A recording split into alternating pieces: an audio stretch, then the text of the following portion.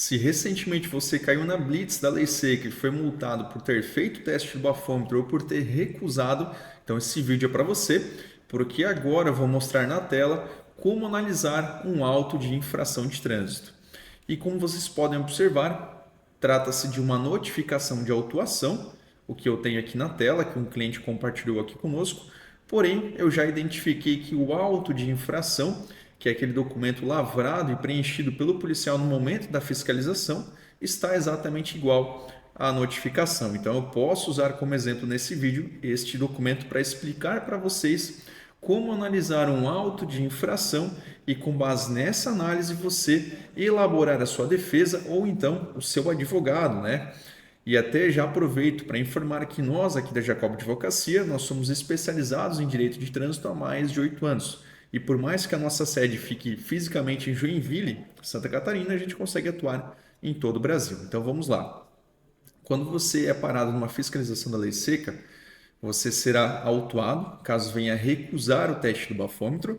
Então você será multado pela simples recusa, com base no artigo 165A do nosso Código de Trânsito Brasileiro. Por outro lado, se você realizar o teste, você será autuado pelo bafômetro positivo.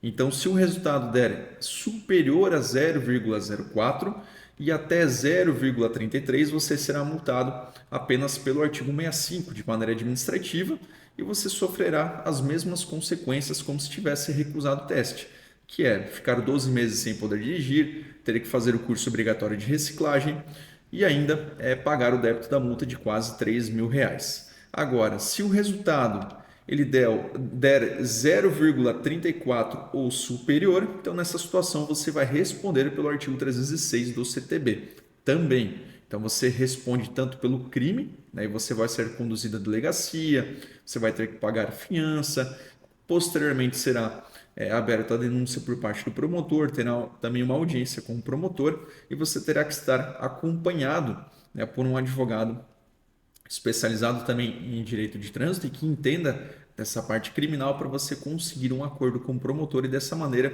parar ali mesmo esse processo criminal, para que você não tenha o seu nome sujo, né, de maneira criminal por conta dessa conduta em relação a essa fiscalização da lei seca. E ainda deve, né, ser recorrido de maneira administrativa para evitar o processo lá no Detran.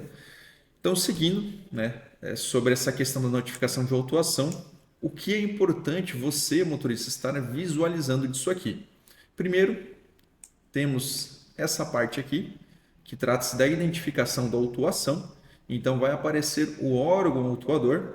Neste caso desse nosso cliente, foi o órgão 126.200 e foi o DER, né, de São Paulo, que autuou ele em relação à recusa ao teste do bafômetro.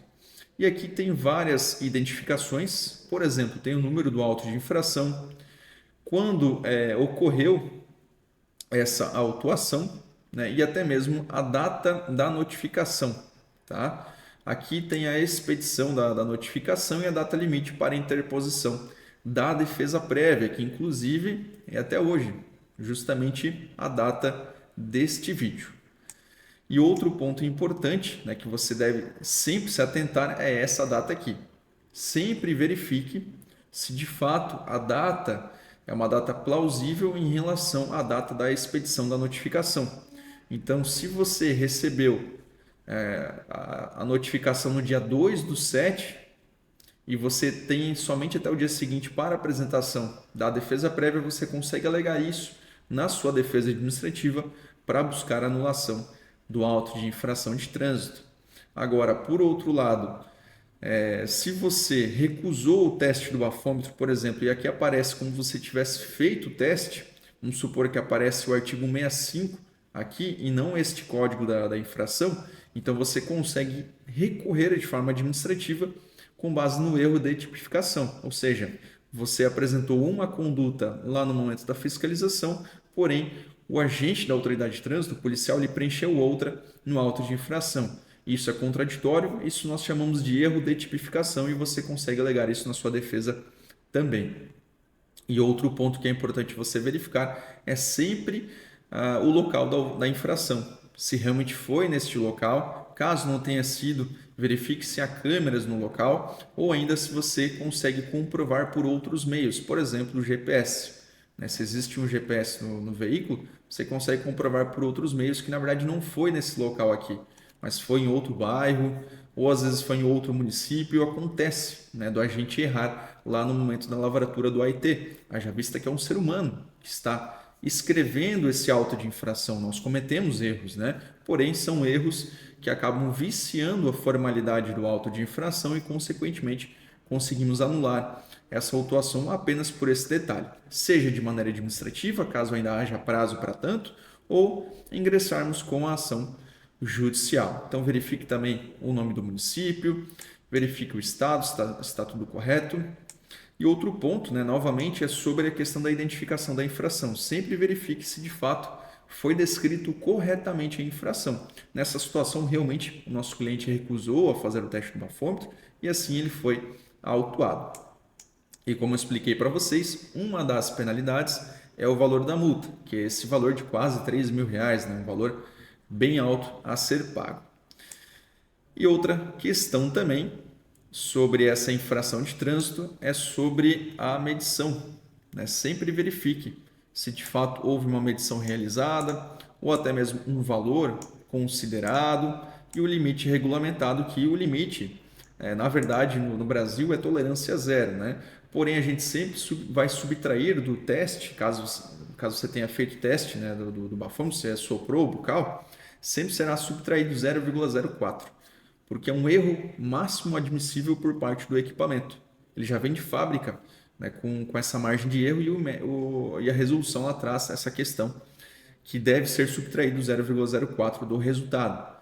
Então, se você assoprou o bucal e se você foi autuado pelo artigo 65 e lá aparece, por exemplo, um resultado de 0,01, é porque foi desconsiderado 0,04. Então, na verdade, deu lá no equipamento o resultado de 0,05. Então, por isso que você foi autuado pelo artigo 165. Tá? Então, aparecerá a medição realizada, o valor considerado, se você fez o teste. Tá? Neste caso, como ele recusou, não vai aparecer, então vai realmente constar como não disponível. Tá? E outro ponto aqui também é sobre a identificação do condutor. Obviamente, eu escondi para não compartilhar informações do nosso cliente. Vai aparecer também a identificação do veículo, placa, né, espécie, vai aparecer a marca, o modelo, então verifique se realmente trata-se do seu veículo. E outro ponto também é a questão da identificação do proprietário, que em algumas situações a pessoa abordada na fiscalização da lei seca é diferente do proprietário, né, a pessoa que é o dono do veículo. Agora, pessoal, temos um campo importantíssimo que eu vou mostrar para vocês. Só vou acertar aqui na tela da gravação, aqui, que é o campo de observações. Então, é o campo que eu posso informar que é o mais importante aqui do auto de infração e que vocês devem prestar muita atenção, porque hoje nós temos o Manual Brasileiro de Fiscalização de Trânsito, que eu recomendo que você pesquise no Google, entenda o que é o MBFT, que é o Manual Brasileiro de Fiscalização, porque através desse manual haverá fichas e com base nessas fichas elas irão padronizar o comportamento do policial no momento da fiscalização sobre como ele deve preencher o auto de infração. Então o policial ele não pode simplesmente preencher como ele bem entender aqui no campo de observações. Ele deve preencher com base nas informações obrigatórias e as sugestões dessa ficha, desse Manual Brasileiro de Fiscalização. Então, para cada artigo, por exemplo, o artigo 65 ou o artigo 65A, há obrigações e sugestões de como preencher esse campo de observações. E caso o policial ele seja omisso nessas informações, nós conseguimos utilizar, a partir disso, argumentos na defesa prévia ou na ação judicial para buscar anular o auto de infração. E com isso, evitar que você, motorista, sofra as penalidades dessa infração do bafômetro. Então vamos levar como exemplo esse caso aqui do nosso cliente. O policial ele apenas informou que foi autuado, né, pelo artigo 65A com base na resolução 432 lá de 2013 do CONTRAN. Essa é uma resolução que de fato trata sobre a lei seca, sobre a multa do bafômetro, inclusive recomendo que você pesquise e estude sobre ela, né? Seja você um motorista que está recorrendo por conta própria, seja você um advogado que está assistindo esse vídeo, ou ainda um motorista que contratou um advogado, mas quer entender como que funciona, né? Não, como nós, advogados especializados em trânsito, trabalhamos em relação a um AIT do bafômetro. Então, recomendo a leitura dessa resolução 432 do CONTRAN que trata sobre a multa do bafômetro. Tá? Então, ele preencheu, né? Isso aqui é uma informação desnecessária e o que importa seria isso aqui, né? Ele informou que não apresenta sinais de alcoolemia e ainda faltou diversas informações nesse auto de infração que nós iremos utilizar como base para a defesa administrativa e principalmente levar para o judiciário. Aproveitando, pessoal, é algo muito importante, né? Que sempre um motorista que entra em contato conosco, aqui no nosso WhatsApp, ou vem presencialmente até a sede da Jacob Advocacia, ele pergunta sobre chances, né? Quais as chances reais de anular essa multa do bafômetro? Quais as chances reais de anular esse processo de suspensão contra a minha CNH? Eu sou muito franco, muito transparente com quem nos procura. Se a gente manter a defesa administrativa ou o recurso apenas em âmbito administrativo, as chances em algumas situações são boas, mas não tão altas quanto se a gente levasse também para o judiciário. Então, um trabalho forte, importante e técnico é aquele no qual o advogado ele prepara as teses de maneira estratégica no campo do processo administrativo para levar para as mãos de um magistrado lá no âmbito judicial.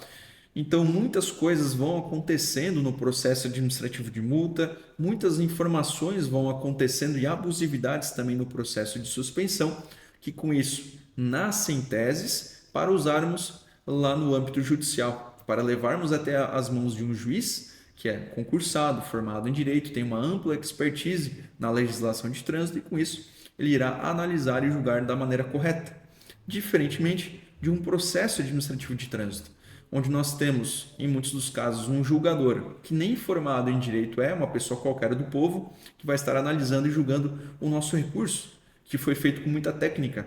E como ele não compreende a nossa legislação de trânsito, esse julgador, que é escolhido de qualquer maneira, infelizmente, né, pelo órgão autuador, com isso, em muitas das situações, ele vai preferir pelo indeferimento, ele vai julgar como negado a sua defesa ou seu recurso, porque ele não sabe como julgar. Ele indefere por indeferir, porque é muito mais fácil fazer dessa maneira, né? Ou seja, simplesmente vão pegar a defesa, jogar no lixo e vão prosseguir com o processo administrativo. É isso que nós vemos na prática, no âmbito do processo administrativo. Por mais que nós, advogados, né, podemos fazer um ótimo trabalho, um trabalho perfeito no âmbito administrativo, infelizmente temos julgadores que não trabalham, né, que indeferem de qualquer maneira. Então eu preciso ser transparente com você, motorista, em relação a como as coisas funcionam no âmbito do processo administrativo de trânsito, que é diferente no âmbito do processo administrativo do trânsito em relação ao âmbito judicial, a levar para um magistrado onde as chances realmente são muito maiores.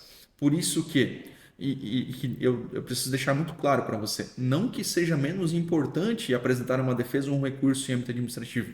Não, não é isso que eu estou querendo dizer.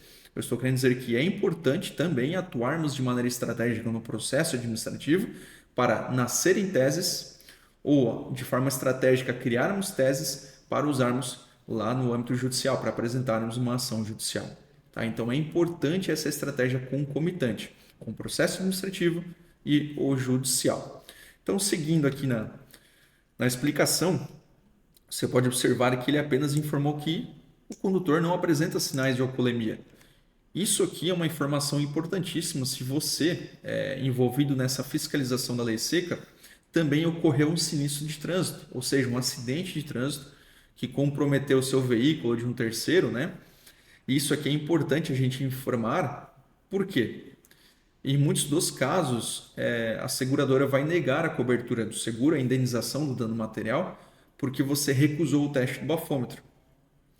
E hoje, na nossa legislação, temos que isso é ilegal, né? Há várias jurisprudências, vários julgados recentes, de 2025 em diante, que informam que a simples recusa ao teste do bafômetro não pode o seguro utilizar como negativa de cobertura dessa indenização dos danos materiais.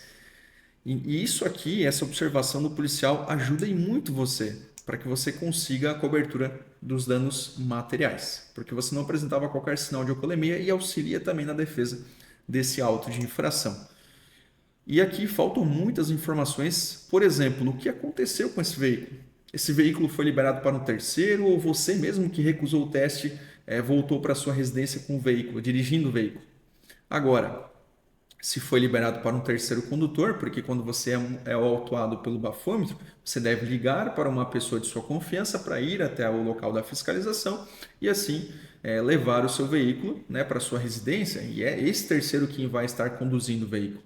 E ainda esse terceiro condutor, por exemplo, o seu pai, o seu filho, enfim, a pessoa que vai até essa fiscalização da lei seca, ele também deve passar pelos testes de alcoolemia, porque ele também precisa ser verificado se ele apresenta qualquer sinal de alcoolemia ou não, para verificar se ele está apto, né, a conduzir esse veículo. Então, são informações importantes e obrigatórias que deveriam estar presentes aqui nesse campo de observação e não está. É como você pode observar. E tem várias decisões em âmbito administrativo que a gente conseguiu na defesa prévia, no recurso e até mesmo na ação judicial que a gente conseguiu êxito. E a gente consegue comprovar isso para você. Né? Se você entrar em contato conosco pelo WhatsApp, buscando os nossos serviços, né, o profissional que vai estar lhe atendendo aqui pelo WhatsApp, ele vai enviar várias decisões favoráveis que a gente já conseguiu em relação à multa do bafômetro, recusa, enfim, outras situações gravíssimas também, que nós já resolvemos nesses mais de 8 anos atuando somente com direito de trânsito. E uma delas é em relação a essa tese, que houve ausência de informações obrigatórias no campo de observações do auto de infração.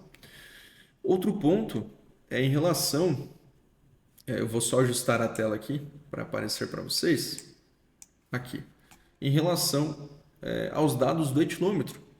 Não constam os dados do etilômetro. Por exemplo, a marca, o número de série do etilômetro.